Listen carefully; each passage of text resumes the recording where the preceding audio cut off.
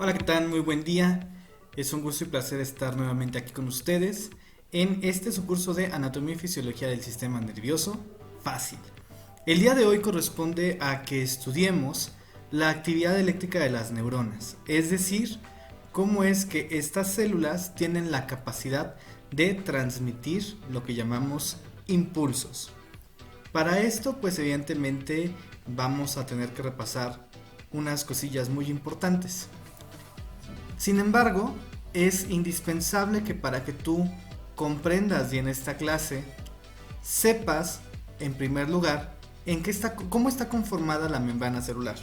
Tú en semestres anteriores, en tus clases de bioquímica y en tus clases de biología celular y tisular, estudiaste las características químicas de la membrana celular. Para tener un breve repaso, tú ya debes de recordar que la membrana celular está formada por una doble capa de fosfolípidos. Esto es muy importante. Y número 2, que esta membrana celular puede estar atravesada por proteínas. Y estas proteínas pueden formar canales o pueden formar lo que conocemos bombas cuando están acopladas a una ATPasa, es decir, una enzima que desdobla ATP. Este es el primer punto que debes tú recordar.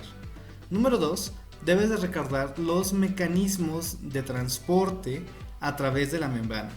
Tú muy probablemente en tus clases de bioquímica o en tus clases de biología celular y tisular estudiaste cómo las sustancias se mueven a través de la membrana, ya sea por difusión simple, por difusión facilitada o por transporte activo.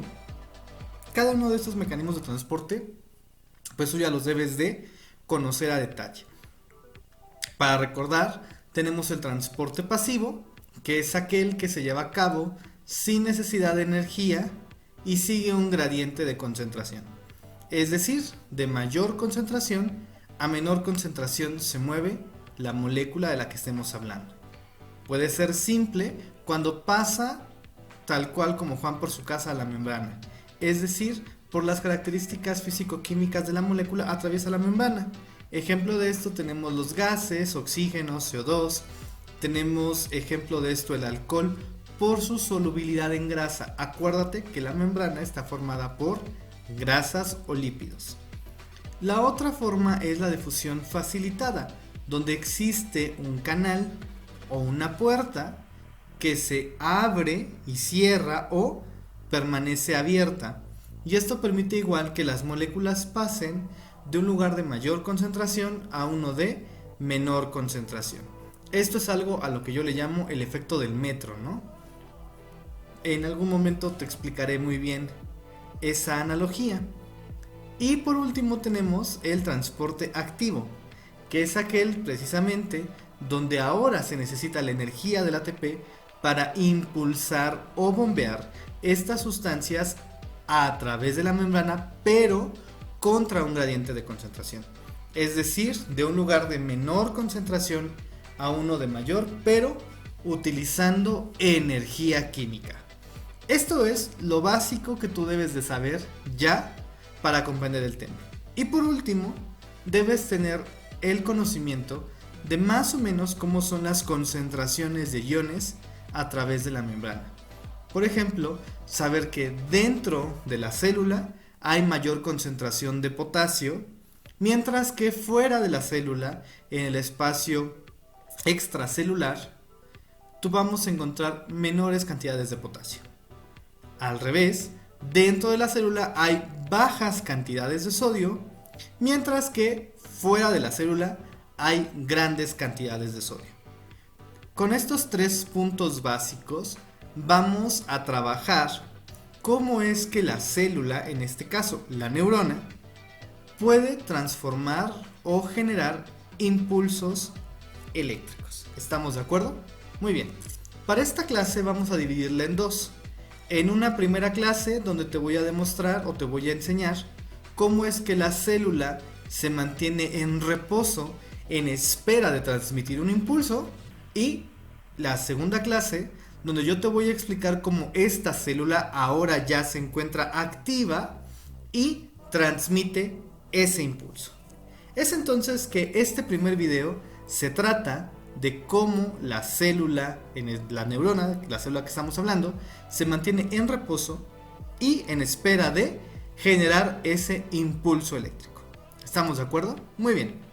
En el caso de que tú no tengas claro los mecanismos de transporte a través de la membrana y desees que te apoye con eso, escriba abajo en los comentarios o mándame un mensaje al grupo que tenemos de WhatsApp donde me soliciten que les explique estos mecanismos de transporte. ¿Sale? Muy bien. Ahora, cuando la célula se encuentra en reposo, se genera algo que conocemos como potencial de membrana. Y eso es de lo que te voy a hablar en este momento. Potencial de membrana. Esa es MRFA. Potencial de membrana o potencial de reposo. Es exactamente lo mismo. Muy bien, ¿a qué se refiere esto? Bueno, pues el potencial de membrana o el potencial de reposo se refiere a una carga que yo voy a encontrar en la membrana celular cuando esta membrana se encuentra en reposo. Es decir, si yo tengo aquí una célula con su doble capa de fosfolípidos y no está haciendo nada esta célula, que tiene que ser una célula excitable, si yo aquí colocara un electrodo y esto lo conecto a un voltímetro, me va a dar una cierta magnitud de voltaje. En este caso, como es una neurona, me va a decir que la membrana tiene una carga negativa de menos 70 minivoltios. ¿Sale? Es decir que dentro de la membrana yo voy a encontrar cargas negativas, mientras que en el exterior de la membrana yo voy a encontrar una carga positiva. Esto es el potencial de membrana. Una carga negativa que se encuentra en el interior de la membrana, pero que es consecuencia de las siguientes cosas. Número 1. Esto se debe a 1. La permeabilidad de la membrana.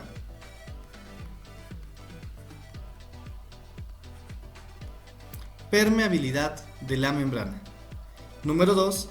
Se debe a moléculas o iones inorgánicos con carga negativa que se encuentran atrapados dentro de la célula. Y número 3. A las bombas de sodio y potasio. ¿Cómo es que esto ocurre? Nuevamente, tenemos que recordar lo que te decía a inicio de clase.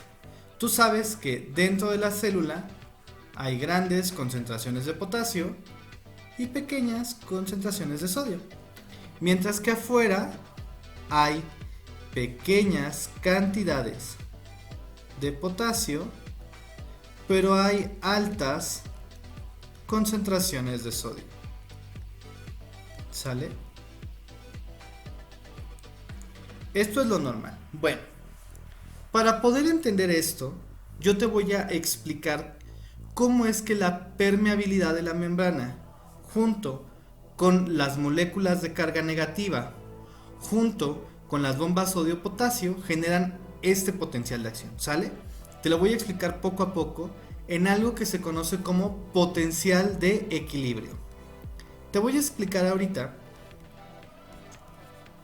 cómo es que cada uno de los apartados que te acabo de mencionar genera esta carga negativa de acuerdo a la permeabilidad de la membrana, a las moléculas inorgánicas negativas y las bombas sodio-potasio.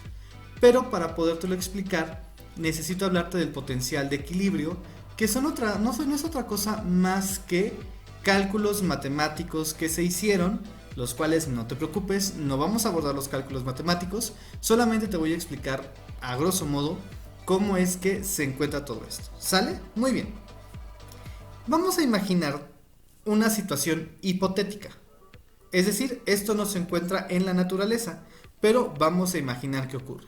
Vamos a imaginar que yo tengo esta célula y dentro de esta célula, cuando se formó, captó en su interior iones negativos, es decir, aniones. Dentro de la célula hay concentración de cargas negativas que se quedaron atrapadas. Esto se debe porque dentro de la célula pues hay proteínas que tienen carga negativa, tenemos fosfatos, carbonatos, y los grupos que se te ocurran que sean de carga negativa. ¿Estamos de acuerdo? Muy bien. Ahora, recordemos el concepto número 1 que yo te hablaba, que es la permeabilidad de la membrana. Cuando yo hablo de permeabilidad de la membrana, me refiero a la capacidad que tiene de que una molécula pase con mayor facilidad que otra.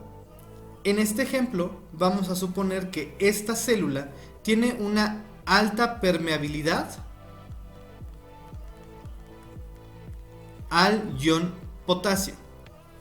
¿Cómo ocurre esto? El ion potasio no puede atravesar la membrana de manera simple por sus características químicas. Sin embargo, vamos a imaginar que en esta célula yo voy a dibujar proteínas transmembranales. Acuérdate que son como conductos o puertitas que se van a abrir en la célula. ¿Sale? Muy bien. Entonces tenemos una célula que tiene en su membrana perforaciones por donde puede pasar el potasio. ¿Sale? Eso ya hizo que mi célula sea altamente permeable al potasio. Ahora imagínate que yo tengo potasio fuera de la célula y yo tengo potasio dentro de la célula. ¿Qué es lo que ocurre? Los iones o las cargas negativas van a atraer al ion potasio. Tú ya sabes, cargas opuestas se atraen. ¿Estamos de acuerdo? Pero acuérdate qué es la forma natural del ion potasio. ¿Dónde hay más ion potasio? Hay más ion potasio dentro de la célula que fuera de la célula. Y esto se debe a la alta permeabilidad del potasio. Todas las células del cuerpo tienen una mayor permeabilidad al potasio, es decir, tienen muchos canales de potasio abiertos y el potasio entra como Juan por su casa a la célula. Esta permeabilidad mayor a la célula provoca que las concentraciones de potasio sean altas dentro de la célula y sean bajas fuera de la célula. ¿Vamos bien hasta acá? Muy bien. Ahora imagínate que va a haber como un sube y baja. Vamos a tener aquí un sube y baja donde está el potasio entrando y el potasio saliendo. Entonces va a estar el balancín sube y baja hasta que llega a un equilibrio. ¿Esto qué significa?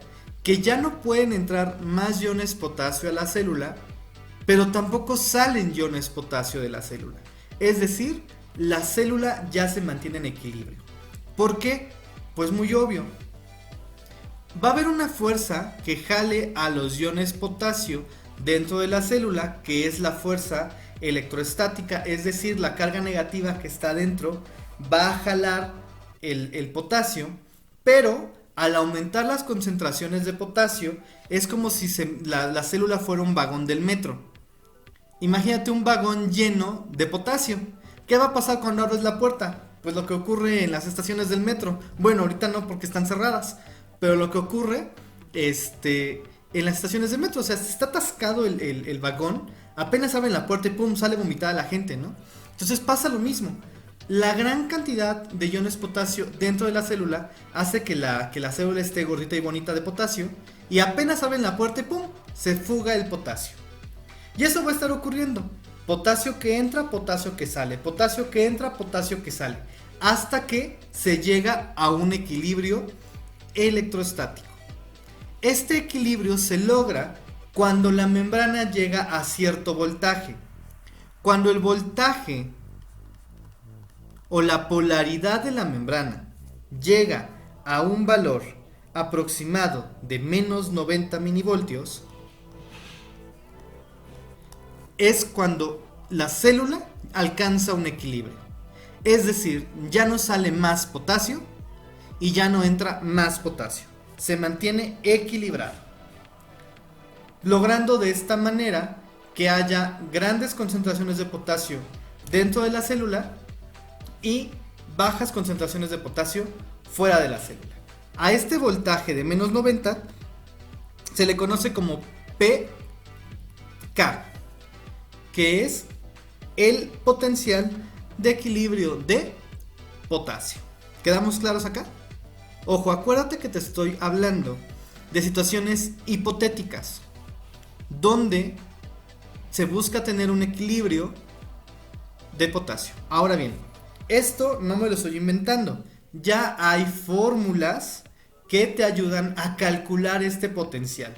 Evidentemente el cálculo de este potencial apoya muchísimo a la investigación de la fisiología.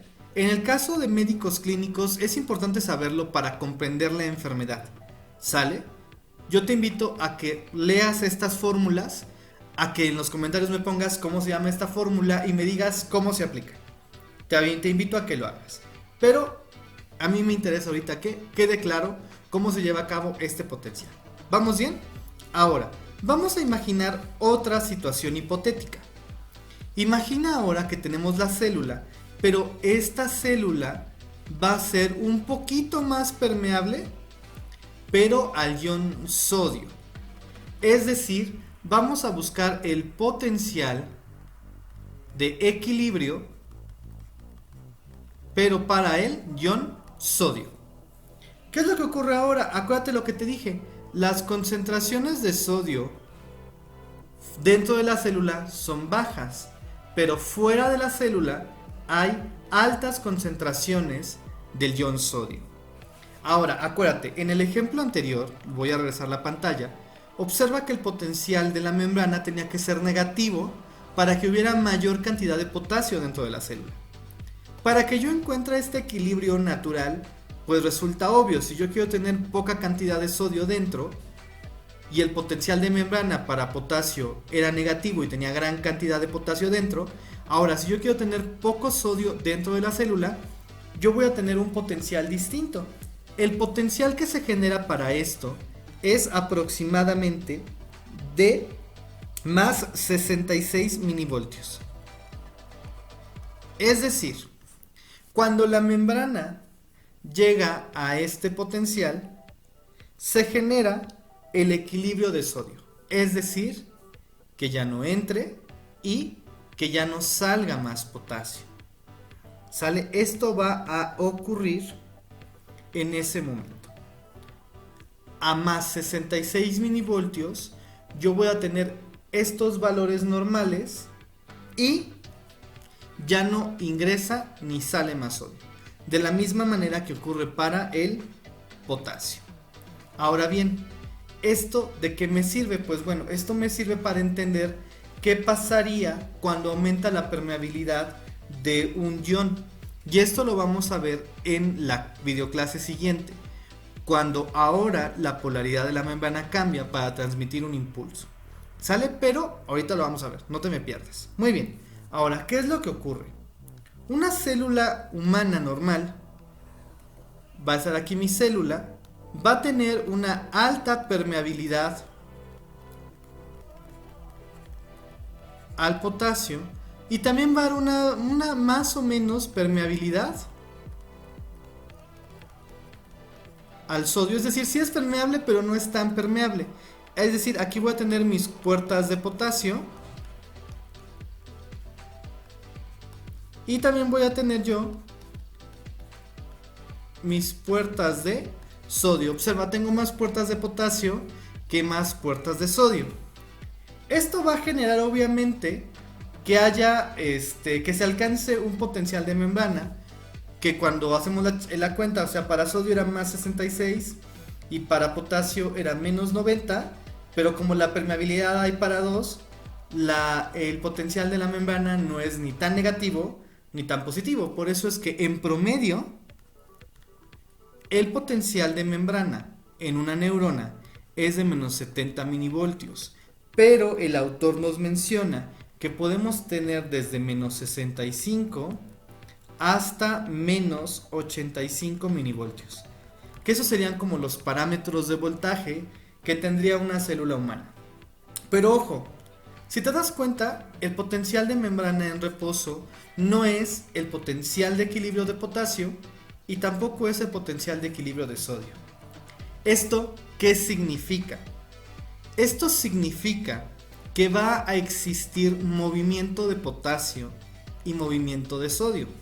Ejemplo, y este movimiento va a ser dado por los gradientes de concentración. Imagínate, acá hay una gran cantidad de potasio y hay una baja cantidad de sodio. Aquí hay una alta cantidad de sodio y acá hay una baja cantidad de potasio. Entonces, ¿qué es lo que va a ocurrir?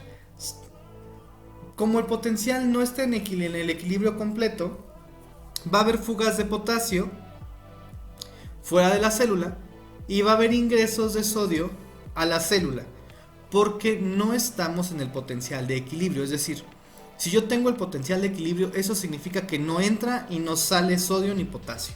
Pero como no lo alcanzo, o sea, no tengo el menos 90 y no tengo el más 66, va a existir estos movimientos. Ahora, ¿qué es lo que pasaría si esto ocurre? Si la célula empieza a sacar potasio y empieza a jalar sodio, yo voy a cambiar la osmolaridad dentro de la célula. Y esto va a provocar un proceso que se llama de ósmosis. Acuérdate que la ósmosis es el movimiento de agua dependiendo gradientes de concentración. Si la célula perdiera perdiera potasio y la célula ganara sodio, esto aumenta su osmolaridad y esto va a provocar que el agua ingrese a la célula. Y si la célula se empieza a llenar de agua, se empieza a edematizar, es decir, se hincha, se pone gordita y bonita de agua y se empieza a llenar de agua y la célula en algún momento va a tener tanta agua que ¡puf!, explota, a lo que conocemos como lisis. Entonces hay lisis de la célula hace plush, explota porque se perdió el equilibrio de estos iones. ¿Qué es lo que hace la célula también para evitar eso? Pues dentro de las membranas vamos a tener una estructura que es la bomba sodio-potasio. Y lo que hace la bomba sodio-potasio es restablece el equilibrio. Mete potasios y saca sodios. Sacará 3 sodios e ingresará 2 potasios. Esto genera igual que la membrana pierda una carga positiva por cada vuelta que da esta bomba sodio-potasio. Y esto ayuda a mantener a la célula en equilibrio para evitar la lisis y también ayuda a que las concentraciones de sodio y potasio se mantengan estables. Esto obviamente va a permitir que en los valores normales de potasio dentro de la célula sean de 150.000 equivalentes, mientras que afuera habrá un aproximado de 5.000 equivalentes. En el caso del sodio, dentro de la célula hay un promedio de 12.000 equivalentes y fuera de la célula de 145.000 equivalentes. Esto es importante. Clínicamente hay una regla que dice que cambios en los iones en el plasma pueden provocar alteraciones celulares y son más evidentes cuando el ion es más permeable en una célula. Y el ejemplo que acabamos de ver es que el potasio es el ion que tiene mayor permeabilidad en la membrana. Si yo tengo alguna alteración en el potasio, yo voy a alterar la capacidad normal de las células de tener el potencial de membrana de menos 70. Si yo tengo un aumento en las concentraciones de potasio, a lo que yo denomino hipercalemia o hiperpotasemia, aumento en la concentración de potasio en el plasma, es decir, potasios de 7, 8, o sea, ni creas que son elevaciones tan altas, o sea, son elevaciones pequeñas. Si el potasio se eleva, lo que yo voy a provocar es que la neurona pierda su carga negativa, y no solamente la neurona, otras células también, por ejemplo las células cardíacas, pierden la polaridad de -70, se vuelven más positivas, y esto genera que la célula ya no pueda conducir estímulos. Es decir, la célula ya pierde su capacidad de transmitir información. En el caso del corazón, la célula miocárdica pierde la capacidad de contraerse. Ya no se contrae. ¿Y qué pasa? Pues las personas se mueren por falla cardíaca. Y esta es la explicación del por qué la inyección letal, el aplicar cloruro de potasio a estas personas que han sido sometidos a este tipo de ejecución o este tipo de sanción, pues el corazón se detiene porque aumentamos las concentraciones de potasio y esto altera la polaridad de la membrana. ¿Sale? Hoy ya vimos incluso una aplicación clínica de todo esto. Eso también es importante porque, imagínate, la bomba sodio-potasio requiere de algo importante para trabajar, requiere de ATP. Y por ejemplo, si llegara a ocurrir que la célula no produce ATP, la bomba sodio-potasio dejaría de funcionar y de manera tardía la célula tendría lisis, es decir, se rompería la célula y por obvias razones sus funciones también se empiezan a perder. ¿Sale? Y esto es lo que te venía a explicar en este video. Rebobinando, yo lo que te expliqué fue cómo, gracias a la permeabilidad de la membrana, a la concentración interna de iones inorgánicos y la bomba sodio-potasio, y así como la concentración de iones dentro y fuera de la célula, cómo provocan que la célula adquiera de manera natural una carga negativa que es conocida como potencial de membrana. Y cómo es que gracias a tener ese potencial de membrana negativo va a permitir que la célula ahora sea capaz de transmitir impulsos o fácilmente, o en términos más genéricos, de poderse comunicar con otras células. ¿Sale? Este es el potencial de membrana. Espero que haya quedado claro.